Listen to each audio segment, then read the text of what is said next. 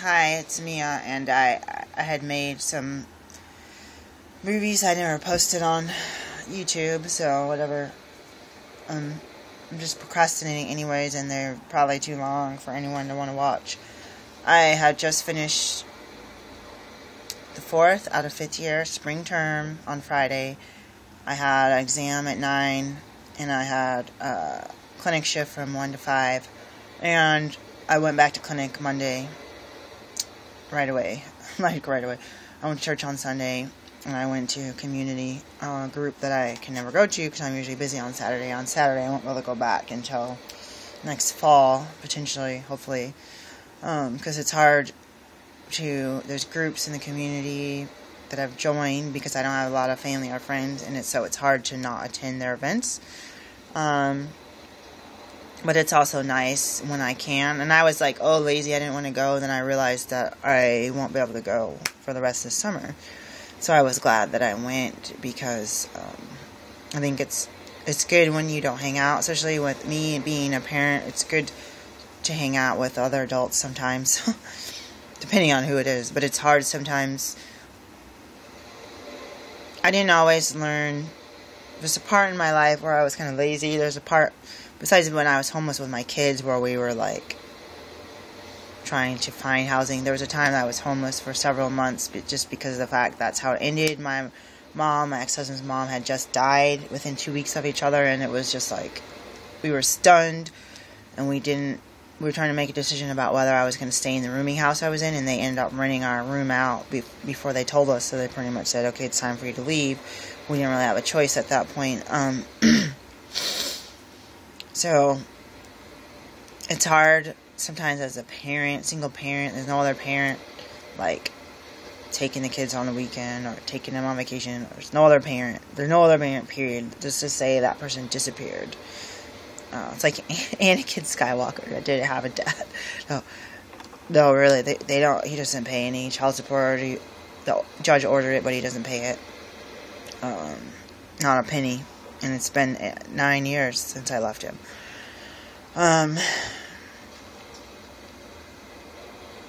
He has sent a gift card, but it's just gone to food. And just, going to do so much with like $20. And that's like happened a couple times at Christmas time, and it wasn't even sent to us. It was sent to my dad, which is fine because I don't want stuff sent to my address. Anyways, I'm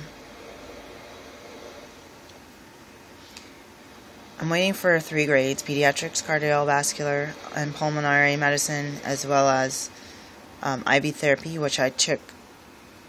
I think that was one of the first ones of written tests I actually took last Tuesday.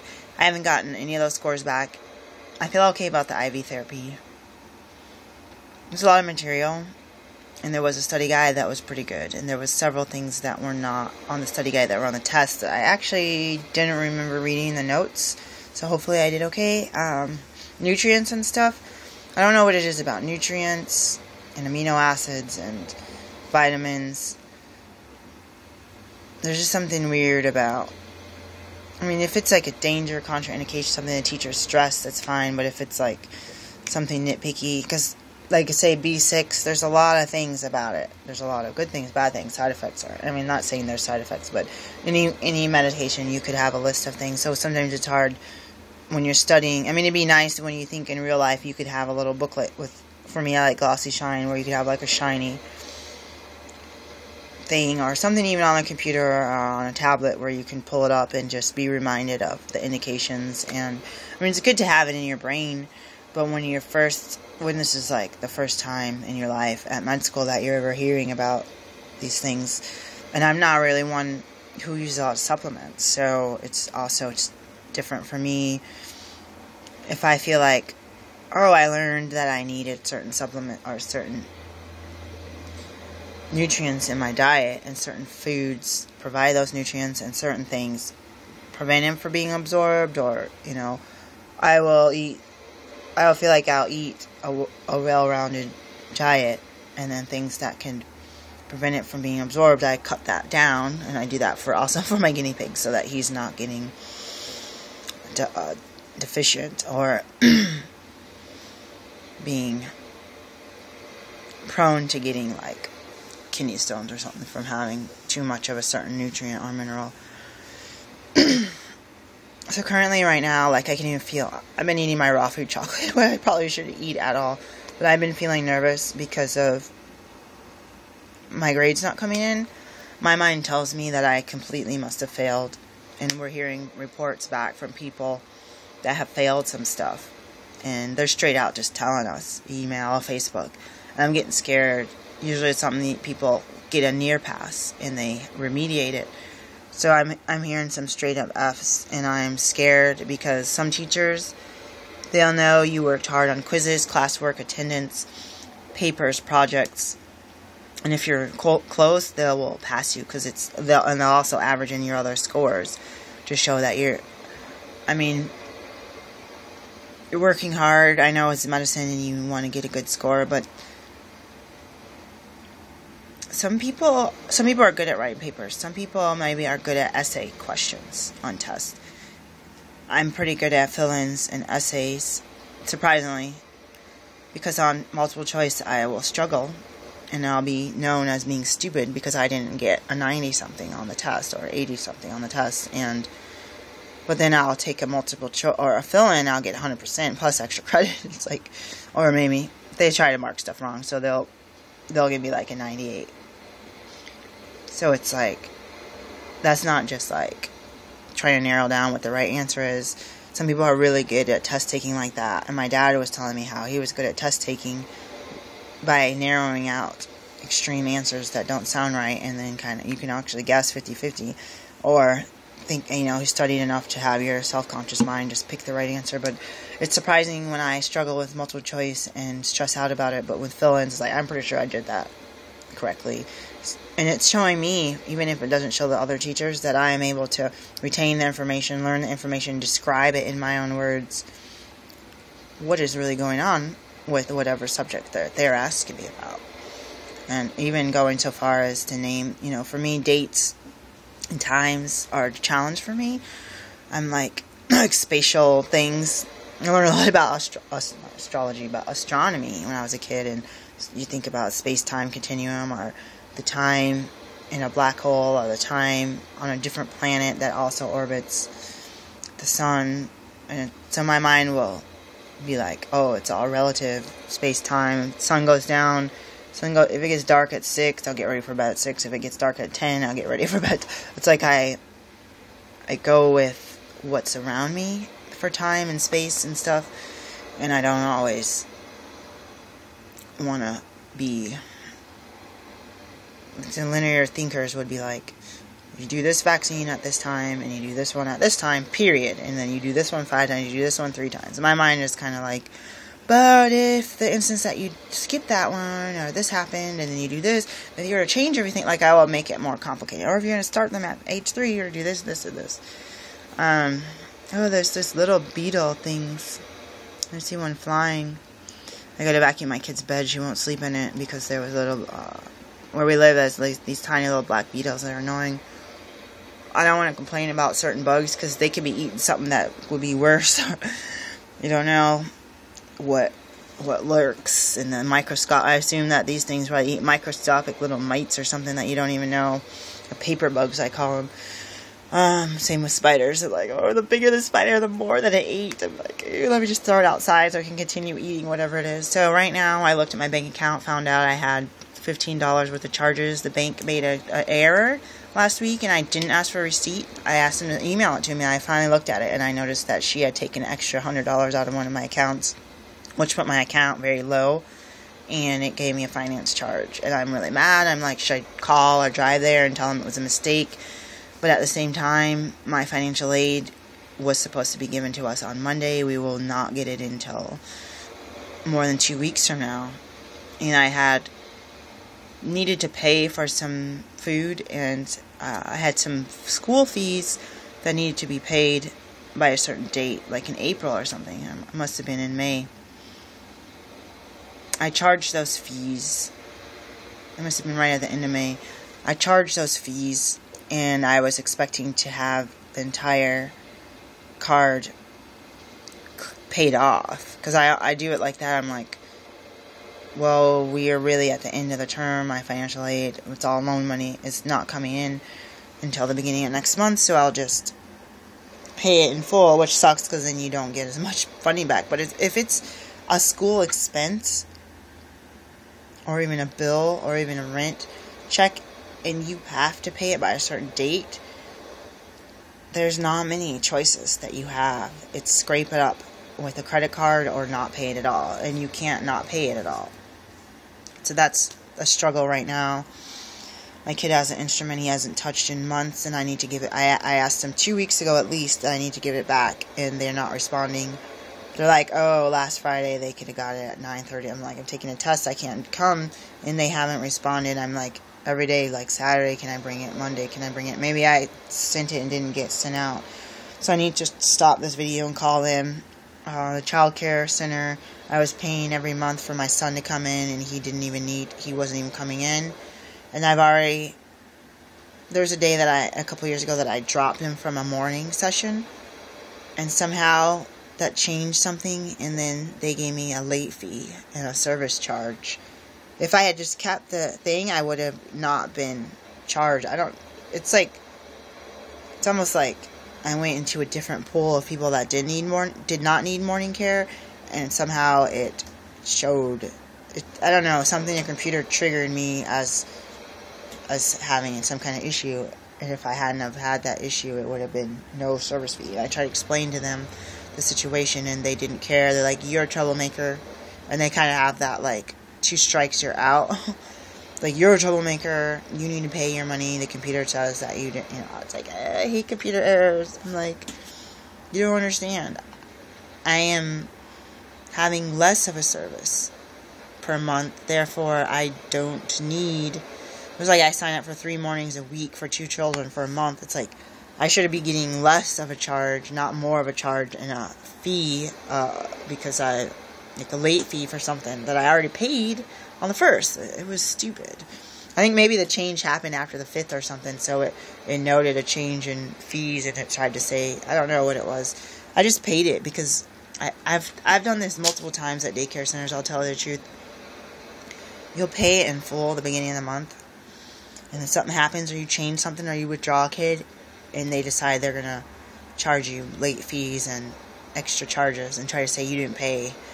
I'm like, I paid. You have to pay before the child even goes, and I dropped my child. I probably paid too much. I probably dropped him before the month was over, and then because I'm no longer a customer, it's like, what do you do? Say, let's see if we can milk him for as much, and then I've gotten threats. I've taken my kids out of daycare, and like a year later gotten like, we're going to send you to collections. I'm like, I paid every month in full, and I had the receipts from every month that said you owe $0, you paid in full. It's really bad. And what's bad is when you go in to show them receipts, they're like, we don't care, we have on our records that you blah blah blah blah blah, and we're going to send you to collections, and you will never be a customer of our thing again, and we're going to tell everyone not to let you put your kids in the day. I'm like, you actually got more money. Now you're getting like double the money. I hate when people, I've had this happen more than once, and you're going to tell me I'm stupid, especially someone who's in debt. I've had it happen where we bought propane through a propane tank in West Virginia, and had it filled up. Back then it was like, what, $200 to $400 or whatever it was. And like a year later, like 6 months later, they came back to shut it off and said we didn't pay. And at this point in time, we were trying not to save receipts. Once you pay for something, and you have it in your house, I mean, if you want to return it, that's a problem if you don't have the receipt. But when it's something like propane, they came to shut it off and say we didn't pay for it. And we had paid for it. And I had to beg a relative to help me pay for it again in full. I mean, some things are like finances. You can, like I saw a sign that said 32-inch TV starting at like $69 a month. Something like that. It's like you pay by the month. And if you don't pay, they come and take it away. But when you, like, say, pay cash for a TV set and it's in your house, you don't have someone come over 6 months later and say you didn't pay for it. I'm taking your TV back. I don't understand why people want to mess with you. I think either they're really just being dishonest, or they're keeping bad records, or they're depending on a computer. You know, they could have credited somebody else or something. They're depending on a computer. Ultimately, because they won't listen to me, they end up double charging me for something that is necessary. You have babies in the house and stuff. You can't have no heat and no gas stove and oven. That's what was running our heater in our kitchen. And it sucks because despite the receipts, this happened to me more times now, I think, than I would care. I'm trying to do better. My daughter said if we didn't live here, we would have more file cabinets in this house. Just because we were watching some show where the crazy person had all these file cabinets. I'm like, why are you going to talk to me like that? I'm like, I don't go to bars. I don't eat at restaurants that sell fried foods. And I like sit at home and study and clean and garden. Why are you telling? And I exercise. Why are you telling me I'm crazy? Like, it was actually the part on Left Behind where the guy who had the information about the guy's science project and how they had the food growing. That sounds funny. Yeah, in Israel, the formula and all this stuff. And then the guy gets killed and his house is ransacked and he has all these papers stacked up and all these file cabinets and documents and, you know, piecing together. And I do like the characters on movies who do this. I like them. I like how they can get a bunch of information and figure out what's really going on and then share it with somebody. And, like, it's usually always the information that people don't want you to have. Not that I want to... I really like researching stuff and learning about stuff and being able to discuss it with someone. So I guess I am like that. But I don't call that crazy. If you like being informed, why have that as a character defect? So a lot of things that I like, including having gym equipment in my house. Apparently people think it's a character defect, and that's not normal. It's like, just because you're 5'7", 112 pounds your whole life, and you can eat however many carbs you want, and eat fried food all day, and eat sandwiches from the Subway shop, doesn't mean, just because you can stay skinny just by walking around the block once a day. It's like, I had to work at not being over 200 pounds, which I literally was over 200 pounds, and I have to work actively. But I wish I could just forget about it and say, God, please save my body, and not worry. Sometimes I think the worrying about what I eat contributes to the stress of gaining weight, but at the same time, I've seen my weight balloon up when I'm not being cautious. And maybe it has something to do with having been a heavier weight at one point in time, and the way they say that your fat cells don't disappear, they just shrink down. So you have a lot of fat cells compacted, but as soon as you get some salt or something, for me it's like they inflame immediately. I made a video last night. I had eaten something with salt, and it wasn't the raw sea salt that I prefer. It was just regular salt. I was like making a video, I'm like, my face was completely swollen. I had like a lot of lines. I was like, I just ate something. That usually doesn't happen. Usually, like in the morning, I wake up and my eyes are all puffy from salt, but I get a really bad affected by salt. So basically, I'm waiting for my grades to come back. My mind's convinced myself that I completely failed it. I have to study for boards. The test is in approximately a month. I have clinic shifts 3 times a week. Classes up to 3 times a week. Up to 3 days a week. Up from 3 to 5 or 6 days a week. Varies throughout the summer. Tuesday, yesterday, where I cleaned for inspection we never had, and Wednesday and tomorrow is 4th of July. These are the only days that I have off until the boards, and then I'll have Sunday off, but I go to church, so that doesn't really count, and then I'll have a couple other days in the week spaced out, so I won't have any days I won't have like a weekend. I haven't had much of a weekend. Especially, even if I have Sunday off, I still go to church, and then I'll end up running errands and stuff. Because it's like, we gotta have a busy week, we need to stock up. I got teenagers, they eat a lot of food and drink a lot of water. We buy bottled water, so I'm always having to stock up. And me and my guinea pig eat a lot of salad, and you can only fit so much in a small refrigerator. My friend came over one of those 112-pound people, a marathon runner, and she opened my fridge and said, "Oh my gosh, this is horrible. This is the worst I've ever seen. Somebody's fridge being stuffed full." And it wasn't like I was a hoarder where there was stuff dripping down, you know. Occasionally we'll have an exploded cucumber or something that was hidden in the back of a drawer. But it was like, if I'm going to go a week or even 3 to 4 days and I have exams and stuff, this child drinks milk and eats sour cream. These children, all three of us will eat Tillamook cheddar. I'll eat mushrooms, and if I try to like low temperature cook them, I can go through like a whole pack in a day. So I'll have some mushrooms. The guinea pig and I eat a lot of salad, and sometimes you're literally gone for 13 hours a day or more. It's like, oh my gosh, I have class in 20 minutes, and if I don't get there in 20 minutes, they're going to mark me absent, and I'll fail the class.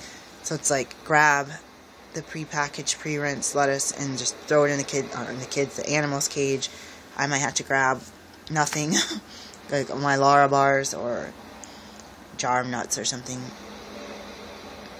and I'm out the door. So the fridge will get full, because who wants to be gone 13 hours and then go grocery shopping at 9:30 at night because your kids ate up all the food while you were gone, or ate leftovers, or the freezer stuff. They want little ice cream bars or taquitos or burritos. I only make my son burritos because he won't make them himself. Or occasionally I'll add the pizza snacks in.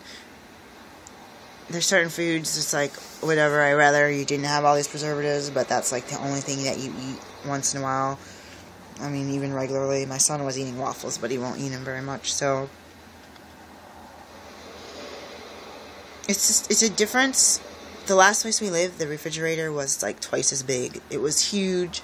It went up almost to the ceiling. It was so big in the freezer. It had 2 lights in the freezer. It had a huge bottom part with more drawers, I think, and more shelves and more, space in the door, like, where they have it, where you can put a gallon of milk. And it actually had it closed in. This time, it's like, how many times has my salad dressing and stuff fallen through the crack onto the floor, like broken, like bad. Why do you make the crack in the door this big? Like, you can't even fit ketchup or anything in there. And I don't like putting my kids' milk in the fridge door because it's not as cold as the rest of the fridge. So yeah, I eat fruit. I'm the only one who eats it, except for the apples. So I'll have strawberries, not bananas in there, but oranges and lemons, and that stuff really, if you're the only one eating it, it really needs to be refrigerated, in my opinion, because it will mold fast, especially strawberries, and the little oranges especially. Grapefruits are okay, but all that will stay in the fridge, because it's like with my daughter, it's like on the weekends, if I can eat something, I'll go and eat, like make a fruit salad and eat watermelon, but when I'm busy, that stuff is getting neglected because I don't have time to cut it and clean it and store it. So pray for me that I pass these exams. I have a lot of stress with money. If I don't pay off my credit card, it could be potentially 70. So I've never not paid it off by month, and because of the changes, I'd already had to charge these things on my account. I don't want a $70-something monthly fee for the interest, and I'm really concerned because I am not going to have the budget for that, and I'm really concerned about my budget right now. It is ridiculous. So I'm going to tell you my plan so I can have someone that's accountable. I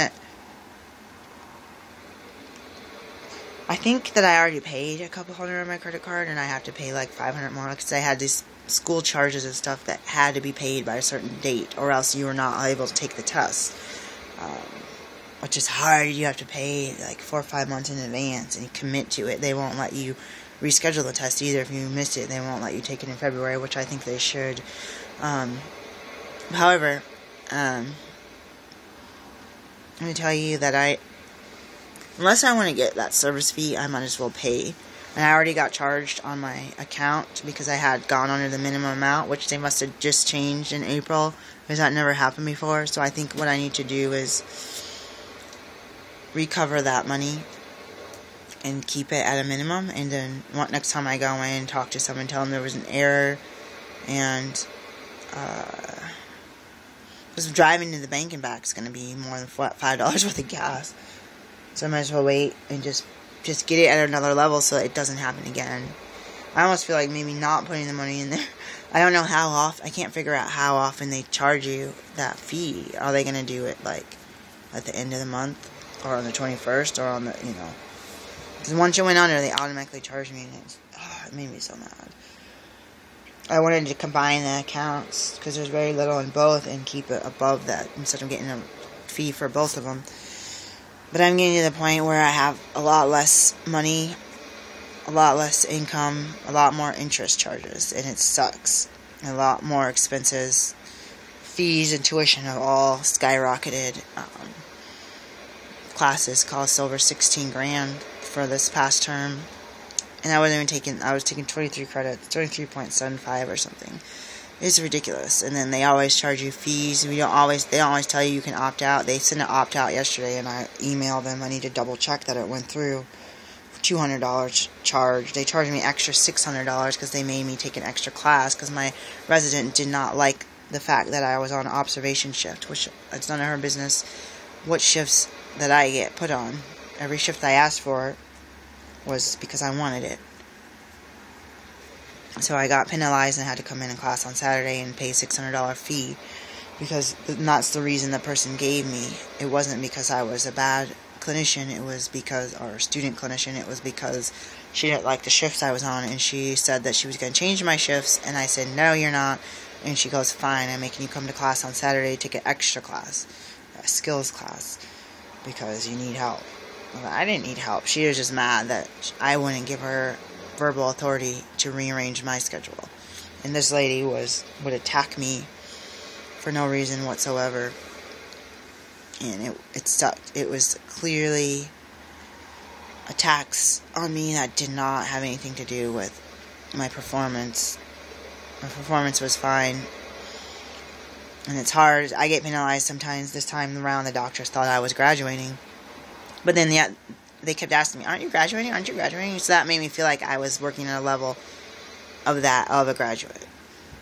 But then they gave me, like, average, which is right above unsatisfactory scores. I was like, if you thought I was going to graduate, maybe you should have, like, let's get a couple of them above average.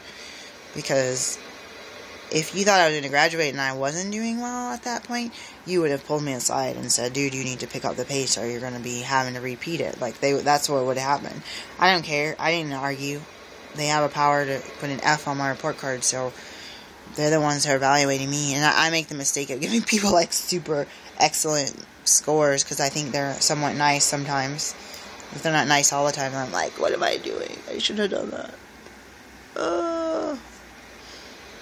Or I don't read it clearly. I'm like, oh, they're nice. I wouldn't mind having them again. And then I put all these big scores, and I realized that person really didn't do a good job, and they had a bad attitude. Oops. Because some people are good at being like, okay, there's a physician over me that's grading me, and I could potentially not be called back for the job next year, so I better be nice to people. But that's like a fake nice versus when they're all alone and the other person's not there and they act nasty towards you, and it's like, are you kidding me? My tuition pays for you to be here. It's like, I have to be careful. But I said, you know what? I turned the form in. It's too late. Maybe some teachers gave me an exceptional score on my final grade, because a lot of classes will curve it to their liking. Certain people, they'll give extra points so they pass. Certain people, they won't. People have the power to do it, so I said, well, hopefully what goes around comes around. So I had to deal with my child. He's sleeping a lot, and my other child is sleeping a lot. I'm dealing with going back to my regular food plan and eating the foods that don't make me confused or grumpy or anxious or gain weight, because then that doesn't help. I'm dealing with the fact that I'm a single parent. My kids are sitting at home, and I have to study and be at school on a regular basis for the next 4 weeks studying, and that I don't know if I'm going to have to remediate any tests, and I'm pretty afraid that I could have to. And it's like, with the school, it's like you're being judged and graded on everything you do, including, like, hairstyle, including, like, whether or not you have 3 earrings in your hole, 3 earrings in your ear, or 2. Like, they could fail you because you come in one day with 3 earrings in your ear. And that's why I don't even put the extra ones in, because I don't want to lose the third one. There's only 2 holes on this side, but it's like, oh well, I don't even put the extra ones in, because I don't want someone to mark me down.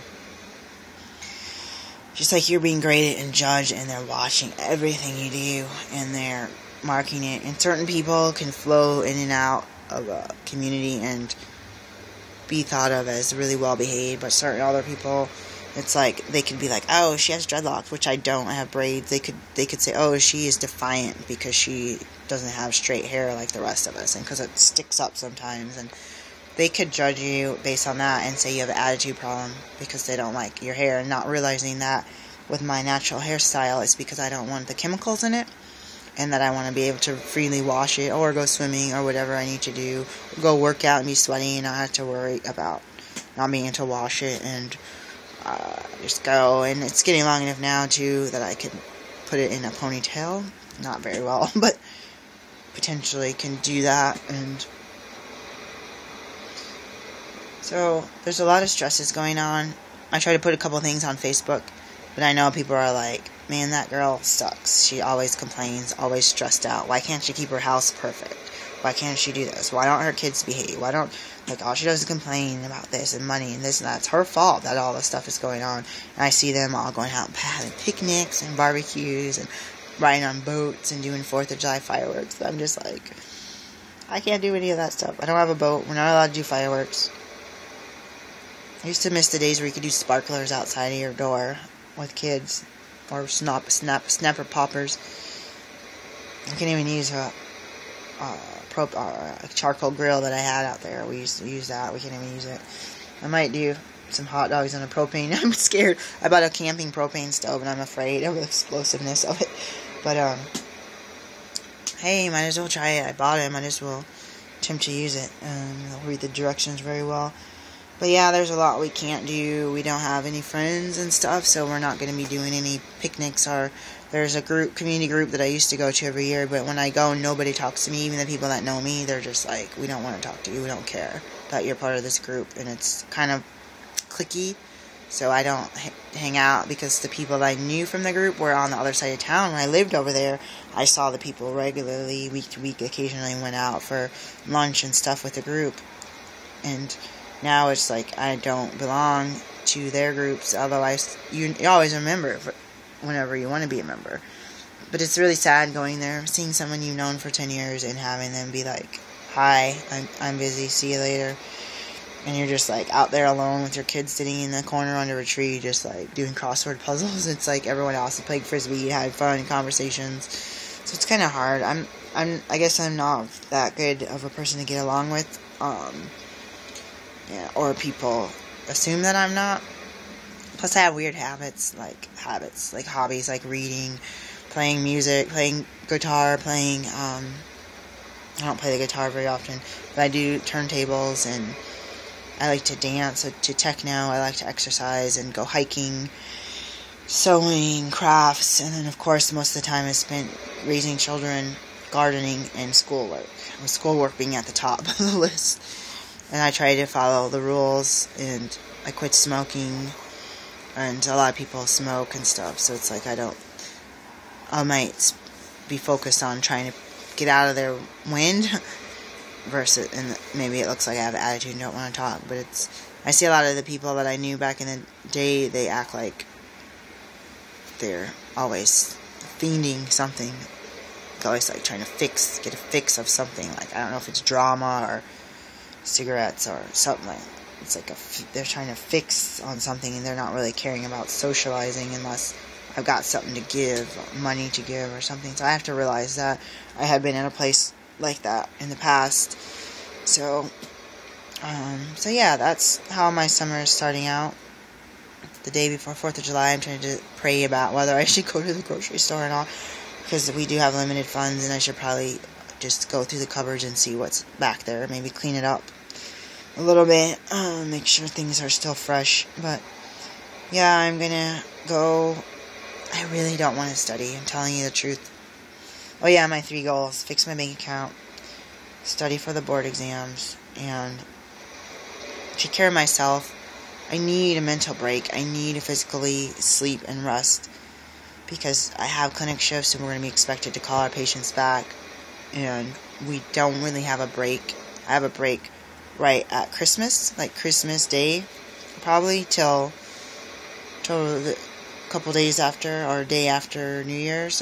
That's going to be my next break, where I'll have a couple of days at the end of summer, I think 3 days in a row, but I believe my child, at least my one child, will be going to school, so I won't be able to do family. And when you have a child in school, for me, I have to get up and drive her and help her get up and stuff. So I don't know. Now that I think about all the stuff I said and stressed about, I feel like, what's wrong with me?